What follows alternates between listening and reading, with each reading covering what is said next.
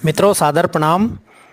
मैं मुकेश इंदौरी संस्था अखंड संडे के तत्वावधान में कवि व्रजेंद्र नागर जी की दूसरी कृति भावना काव्य संग्रह का 104वां ऑनलाइन लोकार्पण वरिष्ठ साहित्यकार डॉक्टर पद्मा सिंह, ख्यात कवि श्री आशीष जी त्रिवेदी एवं वरिष्ठ कवि श्री रामनारायण जी सोनी के आतिथ्य में आज दिनांक 19 दिसंबर गुरुवार को किया गया।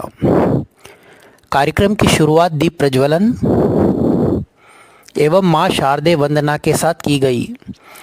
इस अवसर पर डॉक्टर पद्मा सिंह ने कहा कि कविता की भी एक आँख होती है, जहाँ से वो सब भी नज़र आता है जो सामान्य व्यक्ति नज़रअंदाज कर देते हैं। मन की उलझनें, ज़माने का परायापन और व्यवस्थाओं के प्रति असंतोष की कड़वाहट जब शब्दों के रूप में प्रवाहित होती है, तब वही रचना का स्वरूप ले लेती है। मन की गहराइयों में डूबता उतरता मानव अपने आसपास के परिवेश को जीवंत करने का प्रयास करता है और यही उसकी कलात्मक अभिव्यक्ति या साहित्य साधना है। आशीष त्रिवेदी ने कहा कि कवि जब हृदय के कोमल मनोभावों को कागज़ पर उतारते हैं, जो हमारे मन को छू जाते हैं, कुछ सोचने को मजबूर करते हैं, हमारा ज्ञानवर्धन करते हैं, तो साहित्य का सृजन होता है।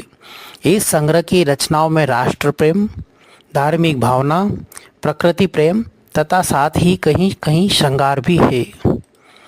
रामनारायण सोनी ने कहा कि जिस लेखन में समय की विभीषिका और पीड़ाएं परिलक्षित नहीं होती, वह चाहे कुछ भी हो पर साहित्य नहीं हो सकता, क्योंकि रचनाकार का काम केवल मनोरंजन करना नहीं होता।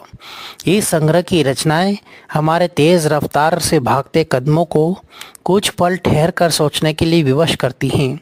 ये कविताएं नवाचार से ओतप्रोत हैं। इन कविताओं में जीवन के सभी पक्षों पर खुलकर बात की है। इनमें रिश्ते नातों की कटुताएं भी हैं और गहन प्रेम का आलिंगन भी है। व्रजेंद्र नागर ने कहा कि मित्रों को विभिन्न प्रसंगों पर पोस्ट कार्ड पर संदेश लिखकर भेजने की आदत ने धीरे धीरे लेखक बना दिया। किसी भी शब्द या प्रसंग पर गहराई से चिंतन मनन करना और फिर उसकी व्याख्या कर रचना में पिरोना आदत में शुमार हो गया और इसी ने आज इस मुकाम तक पहुंचाया। कृति संपादक मुकेश इंदौरी ने कहा कि इस संग्रह में मैंने नागर जी की कुल 101 चयनित रचनाएं विविध विषयों पर संग्रहित की हैं।